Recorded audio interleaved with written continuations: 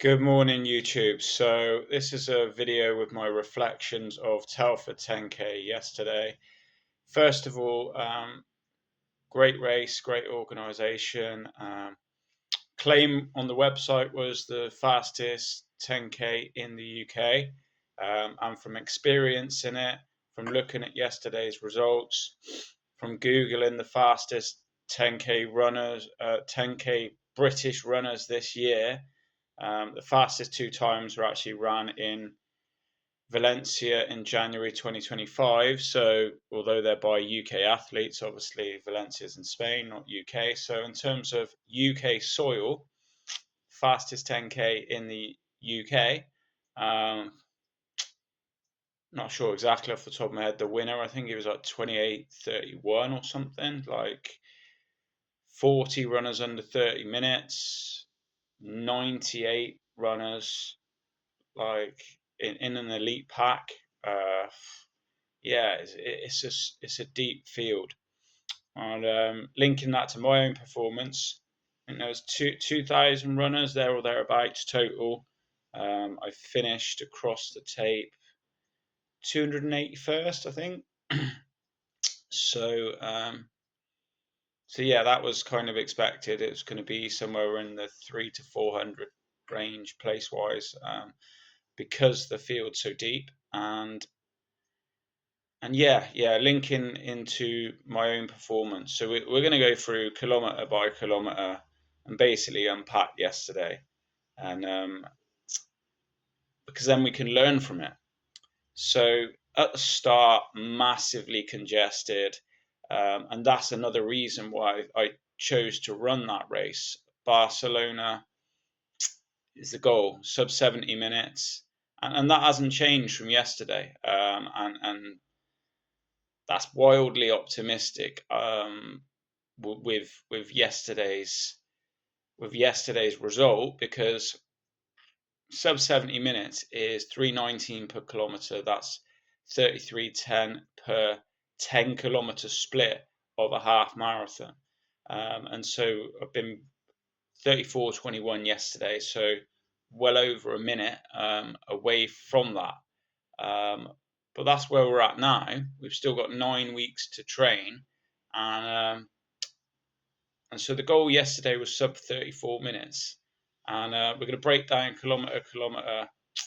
I do believe I'm currently in sub 34 shape. It was just the execution of the race what didn't allow me to achieve that yesterday. So kilometer one, 3:22. Perfect, bang on. I was over the moon. At that point, I was like, I could see everyone was getting crazy in front of me, like, and I even shouted out at that point. I shouted to try and calm people down. I said, "It's a 10-kilometer race, not a 10-meter race."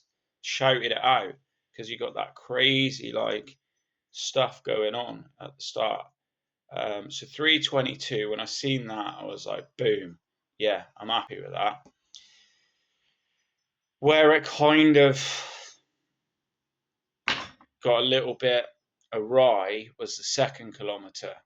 There's 3 kilometers in this race where I think have really affected the race results. The second kilometer was 3:15, and on my Garmin it actually says 3:14.4. Now it was downhill, -7 downhill, but the heart rate's gone from 148 to 157 in that kilometer. That's still reasonable because, I mean, it's going to be high in a 10K, but if I could run it again, I was telling the message I was trying to tell everyone in the first kilometer about, hold yourself back, you don't need to, which I managed to do in the first kilometer. 3:15 per kilometer or 3:14 or whatever, 3:15, let's say 3:15 is 16:25, I believe. 3:12 is going to be a 16-minute 5K. So we're adding 3 seconds on. 16:15. Yeah. Yeah. 5 threes, 15 plus 15 times 5. 3:15 a kilometer is 16 minutes and 15 seconds for a 5k. My current 5k PB is 16:45. If I had to run a 5k now, I'd probably say I'm around 16:30 shape maybe, but I ain't currently at 16:15 shape. So I've ran in the second kilometer. Yes, there was a little bit downhill, but I've run faster than 5k pace in that second kilometer, and it's just kind of really affected the rest of the race, which we'll get into in a minute. So what I did so well in that first kilometer, holding myself back, was that me, or was that just I didn't really have any space to go any faster? I feel like it was a little bit of both, but the problem in that second kilometer, space started to open up. I got greedy. I took 3:15, and then as we move into kilometer 3, 3:22, heart rate rises to 159. No issues with that. Happy with that. Kilometer 4, 3:33. So starting to drift a little bit, but I'm okay with 3:33. I'm all right with that. That's fine. Kilometer 5, 3:27. I'm okay with that. Incline of 5. Heart rate starting to go up to 162 now. Fine with that. Kilometer 6, 3:21. Minus 12 downhill. I'm happy with that again. Heart rate 163. All good with this. I'm happy with all of this so far. Kilometer 7, 3:28. So it's starting to drift where you don't want it to drift in the second half. 8 meters elevation, so slight elevation. Heart rate drops a little bit to 162. The kilometer 8 and 9, space opened up. I was really fatigued mentally, but at this point, normally when I'm sharp, I can tell I'm pretty good at math in my head. Math if you're American, maths if you're British. I'm pretty good at like being able to. Okay, I've got 3 kilometers to go. How long have I got? I couldn't really click into that mental thinking of what I needed. I just kind of switched off mentally, and I've ran 3:42 for the 8th kilometer, and that should have been a real kick up the ass, to wake myself back up again, because it's flat, completely flat, zero, nothing, zero. Heart rate went down from 162 to 161. Running that second kilometer too fast hasn't affected me into that 8th kilometer. Getting to the 9th kilometer, 3:34. So I've probably recognised a little bit. Okay, 3:42 is too slow for your goal. You ain't hitting sub 34 with 3:42. So you've gone right. Okay, we need to pick it up a bit. Trouble is, the legs are starting to feel heavy at that point. 2 meters elevation, so very minimal in that one. Heart rate drops to 160, 3:34 for a split. So starting to drift. Okay, so mentally now we're getting into the final kilometer. We're like, right, I think it's gone. It's gone. The sub 34 is gone. So I run 3:24 a kilometer for that final kilometer, which is bang on sub 34 pace. So 7 out of 10, I'm saying, for my race execution, because it's very simple. There's 10 kilometers. Each kilometer, I'm giving 10%. I'm happy with the first, third, fourth, fifth, sixth, seventh, and 10th. It's just the second, 8th, and 9th kilometer that have let me down. Second kilometer too fast, which has paid the price in the 8th and the 9th kilometer. So where that takes me. Okay, I want to run another 10k in the next 2 to 3 weeks. Thinking about where I am personally at the moment, I think the marathon is my strongest race. It is 2 hours 39 at the moment is where I am. My half marathon is probably my second strongest race, 1 hour 16. So when you look at those two, it's double it plus 7, which over those distances is really, that's my strong point when we get into those longer distances. So, and then I'm saying there's four key events here. You've got other distances, but I'm saying 5K is probably my third strongest event. I think 5K, you can go balls out from the start, and if you start too fast, you can usually hang on. But of the four events, I'm saying that I think 10K is now my weakest of the four. Not to say it's weak, but it's weaker than the other three events. So that's made me reflect and think a little bit, and we're going to be looking a lot into that, I think, into 2026, how we can improve that. What we're going to be doing with training is we're going to be doing a lot of long intervals, and training for this next 7 days. We're going to have today off. We're going to allow that super compensation to happen from the race result. My legs don't feel as beat up as they normally would after a race. Rest and heart rate is kind of there or thereabouts where it's been the last 7 days. So that's pretty good. But then we move into tomorrow. We start again tomorrow. So we're going to go 60 minutes easy, zone 2. We'll add some strides in there as well, 6 by 15 second strides. And then we'll go back into a key session on Wednesday. Wednesday is going to look like 10 by 3 minute hills. So it's going to work on that leg strength. At the moment, that is the big jump. To go from, I mean, I've gone from 1 hour 21 minutes Western half marathon 8 weeks ago. PB 1 hour 16, so 5 minutes slower than PB. And that was the point at where I said, right, okay, something needs to change here. Something needs to change. And I fixed that. Even though I haven't got the result that I wanted to get yesterday, there's positives to take from it. We took a week where we didn't really do a lot after that half marathon because my body was a bit beat up. Did like 13, 14 kilometers, not a lot of running. And then we had 6 weeks really of proper training. I mean, do I call last week a taper week? I'm not really going to call it a taper week. I don't think it was a taper week. I think when I look at my last 12 weeks, it was similar mileage, not high, 55, 54, 55 kilometers. So it's not really high.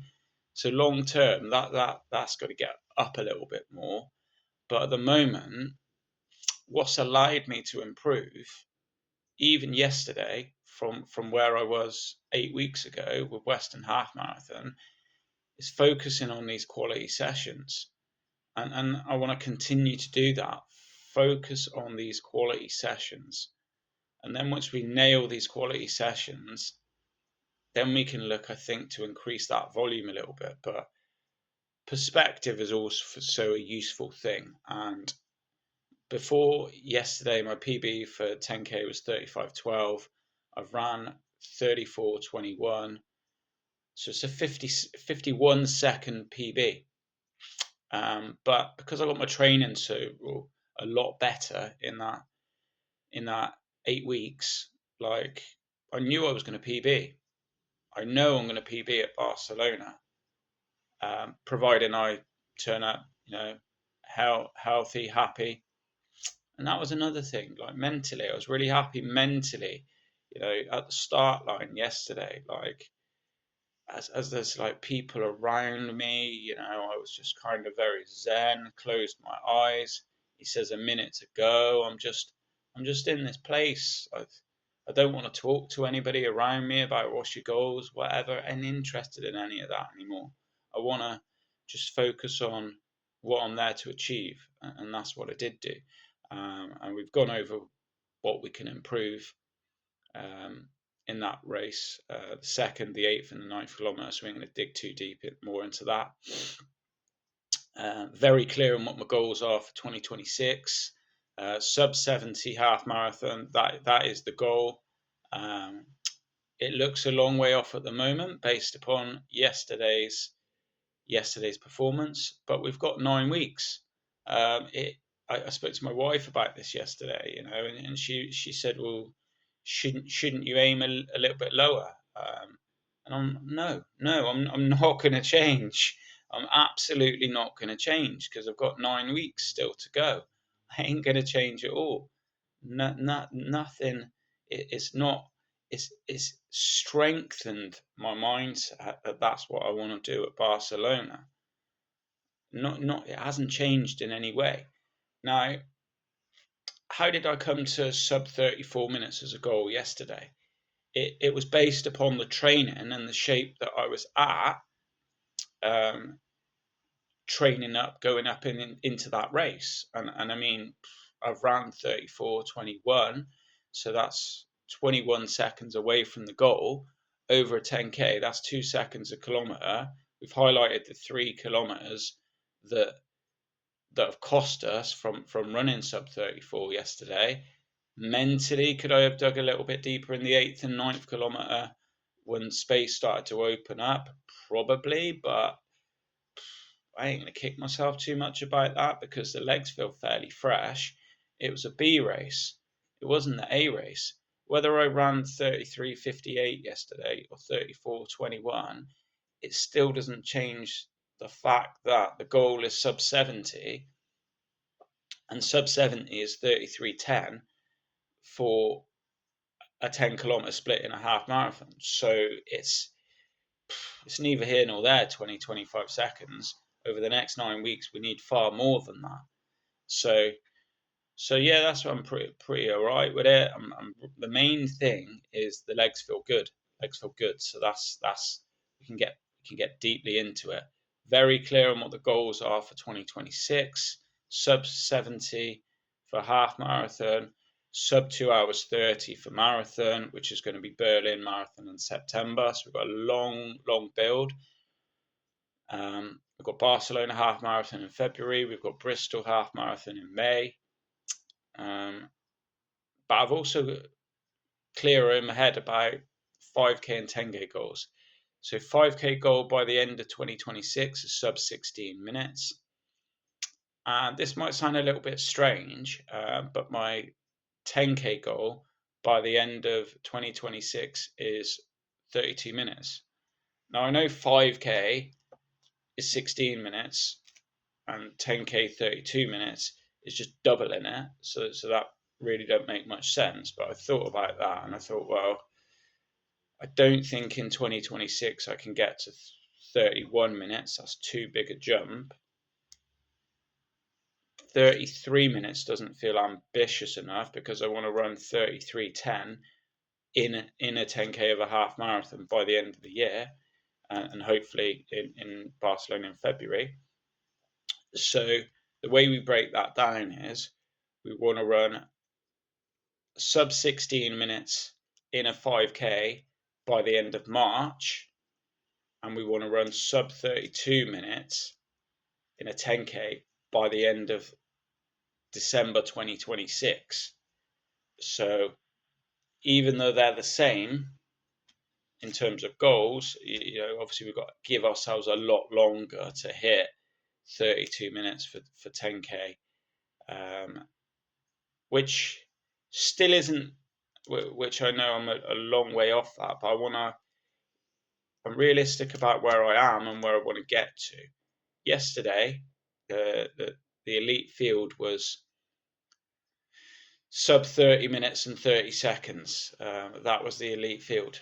And could I ever get there? Who knows? But what I am sure of is at the moment, when I look at these things, Western Half Marathon defined the sub elite as sub 70 minutes. I'm not there yet. I could get there by the end of 2026 with the right training. I can definitely get there. So that for me is all what 2026 is. I really want to solidify a place. And another way you could define sub elite championship entry into London Marathon currently at the moment it's 2 hours 38. My marathon at the moment is 2 hours 39 and 4. So running either a sub 70 half marathon that's sub 2 hours 30 at Berlin is really going to solidify. Okay, now you're sub elite. And I love football as well. I love football. When I like football, for me, I like to compare these levels in the game to football. I really do. And for me, because there's so much scope with it. At the very top, you've got the elites. You've got your at the moment, that's Arsenal, that's Man City, Liverpool, Chelsea are in there. They're thereabouts. And then you've got, and that elite pack is wide. That elite pack is basically the whole of the Premiership when you're talking about football, and the ones that would have finished kind of 80 to 90th place yesterday, they would have been in that elite, but they would have been like the Burnleys or whatever. They would have, that's where they would have been. The 80th to 90th. Then you've got the start of wave two where I was at today.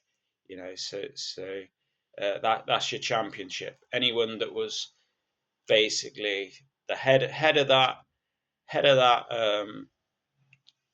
head of that wave two is in the championship. In my head, they're in the championship. So they're the top championship teams at the moment. That's who is that? It's Middlesbrough and Coventry. Coventry at the top. So that's them.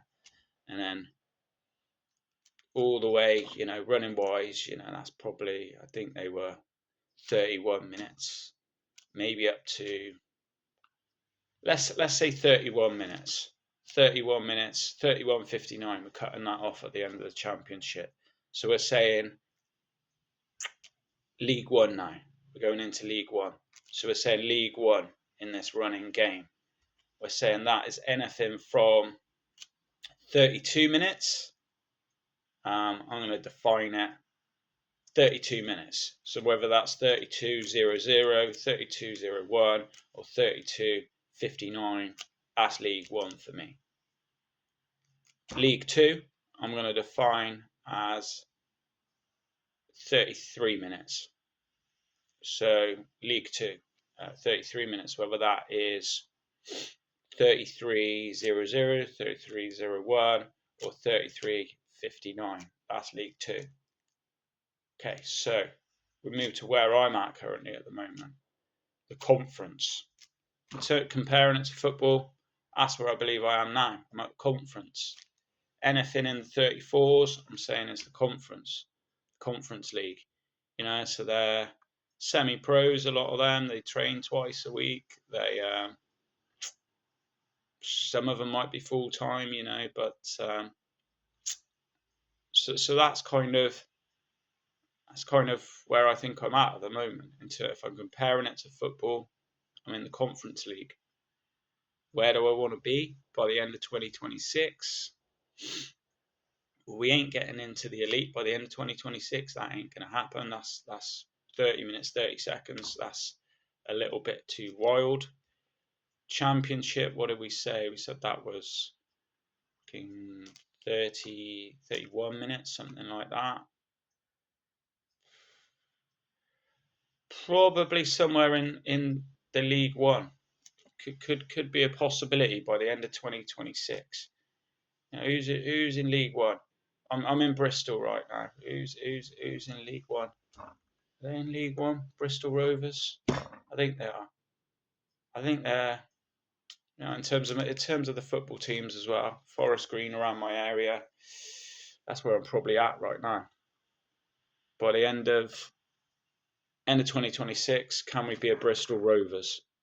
So that's where we're going.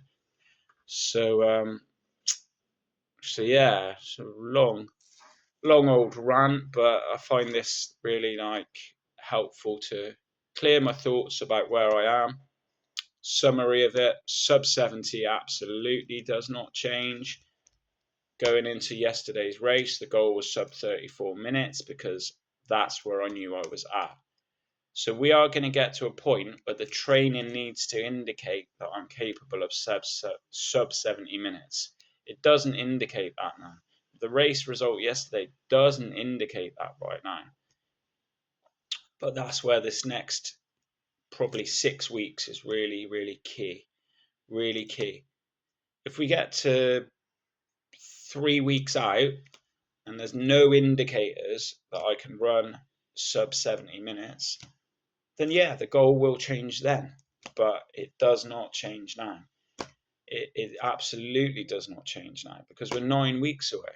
6 weeks of training, that's 30 to 36 runs. That's 12 quality runs because I'm doing 2 key sessions a week. 12 sessions can push the fitness. It can absolutely push the fitness. So yeah, that's where I'm at. We're not on track for sub 70. We knew that. Whether it would have been 33.58 or 34.21 like it was, we know that we're not there yet. We will get there by the end of 2026. It's a case of when, not if. Keep doing the right things long enough, and I will get there. And so this next 6 weeks is all about how do I get from where I am currently to where I want to be, which is a sub 70 minute half marathon runner. I also seen this other channel the other day, he was also going for a sub 70. He actually managed to run it at Cardiff in October. I seen it. He also did a VO2 max test. This kiddie, young kiddie, probably in his 20s. Can't remember. I think it's Matt runs or something, but his VO2 max in the lab test was 67. Mine was 62.8. The watch is now telling me I'm at 64. So that could be an indicator. If I can get that VO2 max up to 67, that'd be an indicator. What other indicators am I looking for over the next 6 weeks to tell me, okay, you're in place? I'm not going to run a 5K, I don't think, before in that 6 week period. Probably not. So I'm going to run, it's 10 by 3 minute hills as a session. So that's going to be 30 minutes of work, 30 minutes of recovery because you jog back down the hill. So that's an hour. We'd probably put a 15-minute warm up, 15-minute cool down. So that's an hour and a half session. We're running 2 hours on Sunday. So that's going to be 3 by 6 kilometers. So because I'm working next weekend until 3:30 in the UK, it's dark now at 4 o'clock. I'm going to run that long run for 2 hours on the treadmill. It helped me massively with Malaga this time last year. I'm gonna have to do it. I don't want to be running out in the dark. I haven't even got a decent headlight. It's going to help with pace control as well. In my head, I'm thinking, do I set the treadmill, let's see how we go. Do I set the treadmill to 3 minutes 20 a kilometer? So then it becomes 3 20-minute efforts, and that it's easier to run on a treadmill. So we're introducing the body to what 110 something pace looks like for 3 20-minute intervals. So I think that's what I'm going to go with next Sunday. So 2 hour run, 3 20-minute intervals, or 6K, 20 minutes at 3:20 a kilometer. Looking to hold on to that half marathon pace, but for a longer period. And if I was able to run that would be faster than my 5K PB. It would be faster than I ran the 10K yesterday. But it's on a treadmill. We'll put it at an incline of 1, which will help. Anyway, I've rambled on long enough. That's today's video. So yeah, looking forward to getting back into it tomorrow. An hour easy run, zone 2. Cheers, YouTube.